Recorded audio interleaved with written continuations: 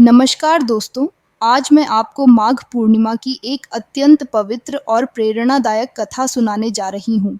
यह कथा न केवल भक्ति और श्रद्धा का प्रतीक है, बल्कि यह भी सिखाती है कि ईश्वर के प्रति सच्ची आस्था और समर्पण से सभी कष्टों का निवारण हो सकता है। पौराणिक कथा के अनुसार कांतिका नगर में एक निर्धन ब्राह्मण रहता था, जिसका नाम धनेश्वर था। ब्राह्मण अपनी पत्नी के साथ अत्यंत कठिन परिस्थितियों में जीवन व्यतीत कर रहा था। जीवन यापन का एकमात्र साधन भिक्षा मांगना था। इस ब्राह्मण दंपत्ति की सबसे बड़ी चिंता यह थी कि उनकी कोई संतान नहीं थी।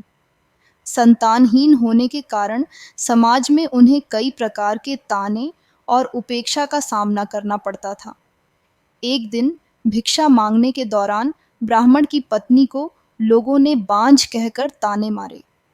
उन्होंने ब्राह्मणी को भिक्षा देने से भी इनकार कर दिया।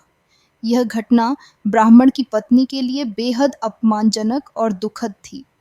वह घर लौटकर अपने पति से अपनी पीड़ा व्यक्त करती हुई बोली, हमारी यह दरिद्रता और समाज के ताने शायद हमारी संतानहीनता के कारण हैं।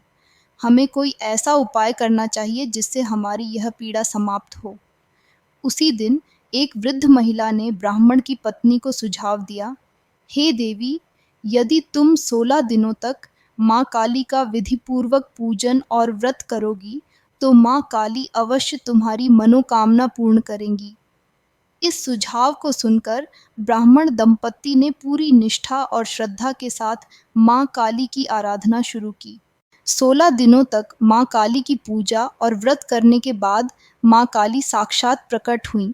उन्होंने ब्राह्मण की पत्नी से कहा, हे पुत्री, मैं तुम्हारी भक्ति से प्रसन्न हूँ। मैं तुम्हें संतान का वरदान देती हूँ। तुम्हारा जीवन अब सुखमय होगा।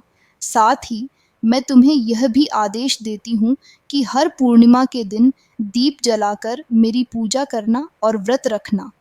प्रत्येक पूर्णिमा पर दीपों की संख्या बढ़ाते जाना। ऐसा करने से तुम्हारे परिवार पर आने वाले सभी संकट टल जाएंगे। माँ काली के इस वरदान से ब्राह्मण दंपत्ति बहुत प्रसन्न हुए। माँ काली के आदेश का पालन करते हुए ब्राह्मण और उनकी पत्नी ने हर पूर्णिमा को दीप जलाना और व्रत रखना शुरू कर दिया।